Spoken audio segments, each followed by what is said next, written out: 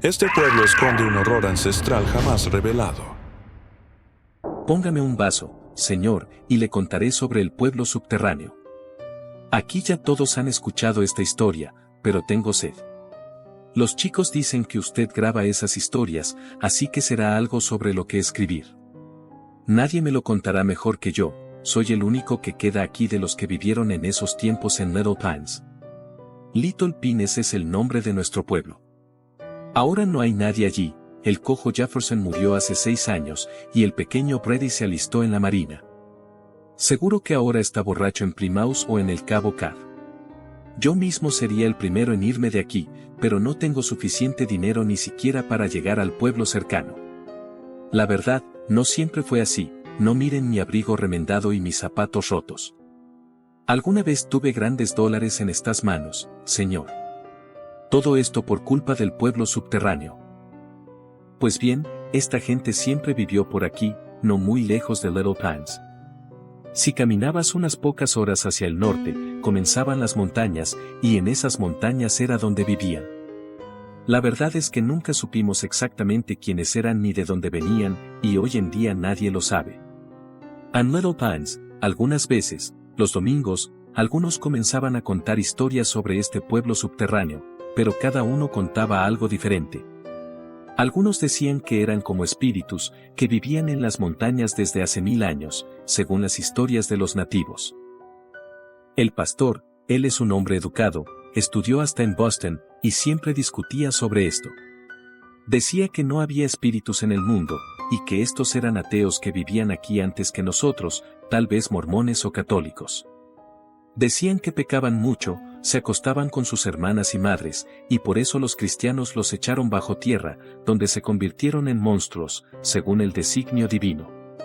Muchos de los nuestros pensaban que no eran ateos, sino una especie de pueblo humano, pero no del todo, como los indios o las otras razas. Por eso hablaban raro, su ropa era extraña, y en general, se parecían a los humanos, pero todo estaba al revés. Si me preguntan, yo pienso que se parecían más a ratas o a algún tipo de parásito. Seguramente llegaron en los primeros barcos, como los nuestros, o en el Mayflower. Se escondían en la bodega, y luego aquí se multiplicaron como roedores o chinches. No eran de utilidad, pero tampoco hacían daño. Se movían en su propia tierra, nada más. Los viejos contaban que, en algunos días especiales, salían de la montaña. A veces venían al pueblo, solo para observar a los buenos cristianos y robar algo en el alboroto.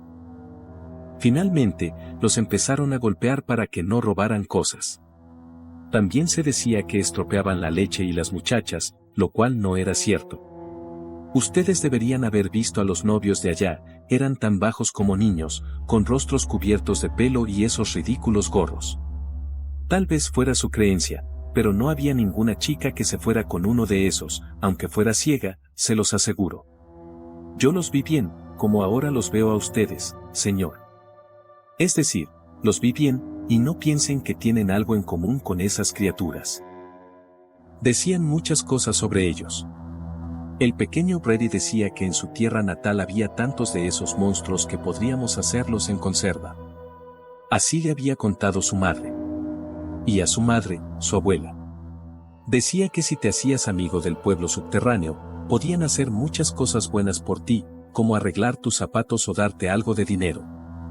Incluso oro, por eso los primeros colonos en nuestra tierra se hicieron ricos.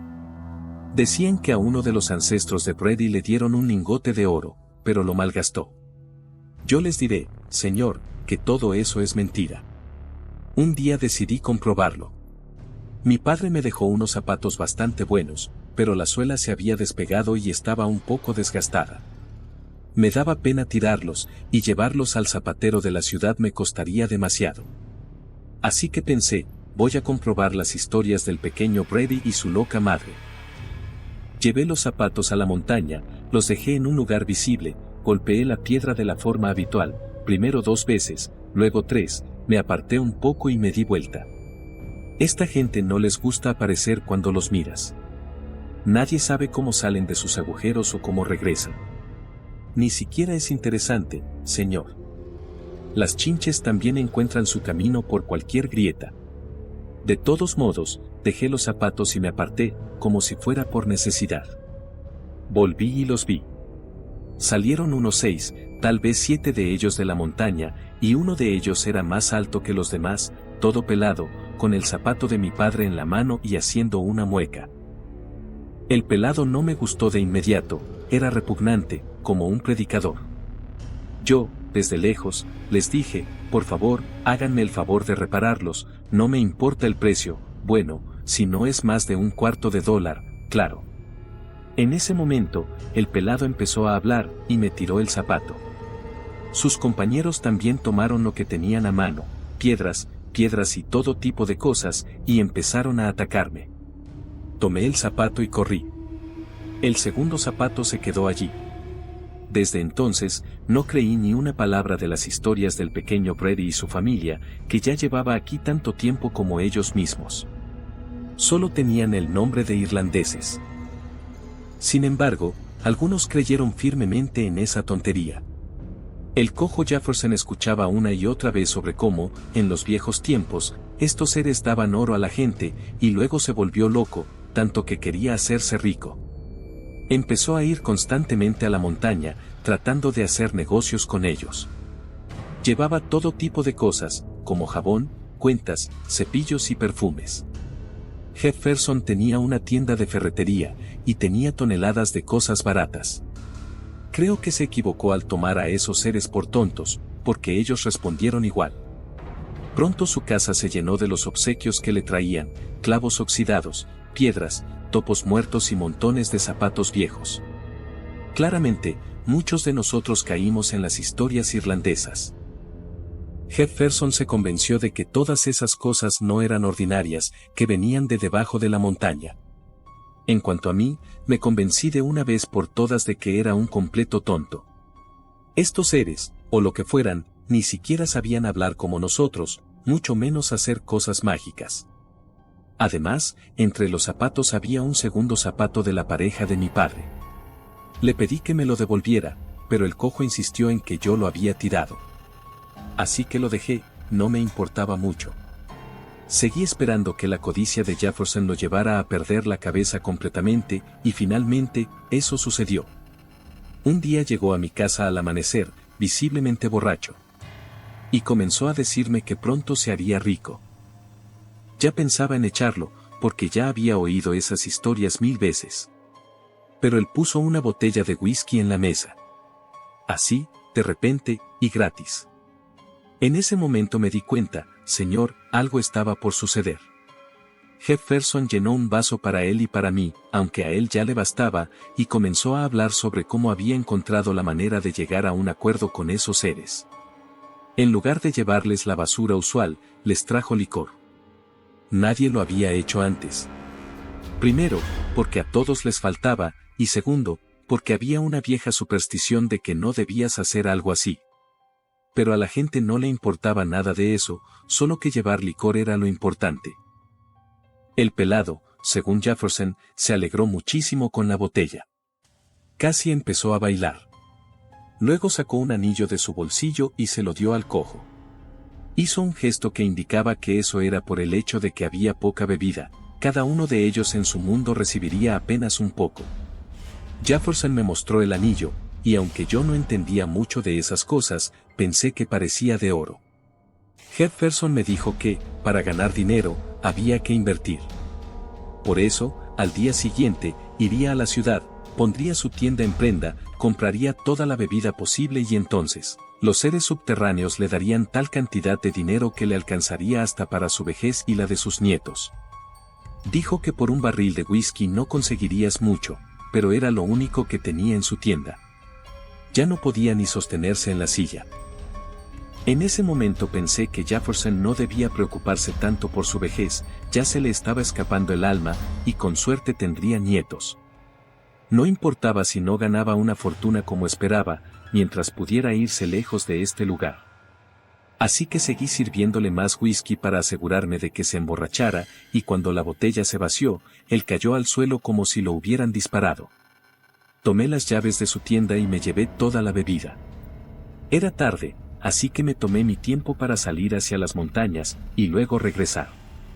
Fue una noche agotadora, pero valió la pena. Cuando el pelado me vio con el barril de whisky, se olvidó completamente de los zapatos que habíamos perdido.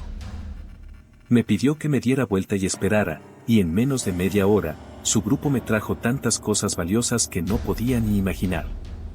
Había monedas viejas, una copa de vino con piedras preciosas, y tantos anillos que podrían haber vestido al rey Salomón. Incluso una corona real, y una espada real, como en los cuentos. No tomé la espada, porque no cabía en el saco, pero tomé todo lo demás, incluso la copa y la corona, para poder venderlas si era necesario. El saco estaba tan lleno que se volvió muy pesado, pero al atardecer del día siguiente ya estaba en la ciudad. Tuve ganas de celebrar un poco, después de todo, ¿por qué no? Así que me quedé un día más, luego otro. Al tercer día comenzaron los rumores de que algo grave había pasado en nuestro pueblo. El chico que repartía el correo decía que había visto fuego y humo en las montañas. Y resultó que era cierto. Los seres subterráneos llegaron al pueblo al día siguiente, por la tarde. Traían martillos, picos y otras herramientas de mina. Estaba claro que en las montañas había una gran cantidad de ellos, y estaban muy enfadados. No tardaron mucho en matar a todos los que encontraron y robaron todo el licor que había en las casas. Fue una verdadera masacre, señor, como las historias de los indios. Los únicos que sobrevivieron fueron el pequeño Brady, porque se escondió en el establo, que por alguna razón esos seres no visitaron, y el cojo Jefferson, porque probablemente lo tomaron por un cadáver, ya que estaba tan borracho que parecía muerto. También se quemaron varias cabañas, probablemente por accidente. El sheriff tuvo que reunir a algunos hombres con rifles de otros pueblos cercanos para ahuyentar a esos seres de regreso a las montañas. En el lugar donde solían aparecer, explotaron un barril de pólvora, y parte de la montaña se desplomó. El cojo Jefferson terminó volviéndose loco, gritaba que lo habían robado y que no había justicia en este mundo. Lo metieron varias veces en la cárcel, pero finalmente lo dejaron en paz. Nunca recordó lo que habíamos bebido antes del desastre. Terminó viviendo en la calle, pidiendo limosna durante el día, hablando de cómo su negocio de ferretería había fracasado, y por las noches se emborrachaba y se tiraba en las zanjas con los cerdos. Hace 6 años murió, sin haberse reconciliado con la idea de que no ganó un solo centavo. Les diré una cosa, señor, fue un error de él. Como decía el pequeño Brady, el dinero del pueblo subterráneo está maldito, no trae felicidad y nunca se queda mucho tiempo. Y eso fue lo que pasó, me duró solo 6 meses de buena vida, y luego solo me quedó una vieja choza y la necesidad de no morir de hambre.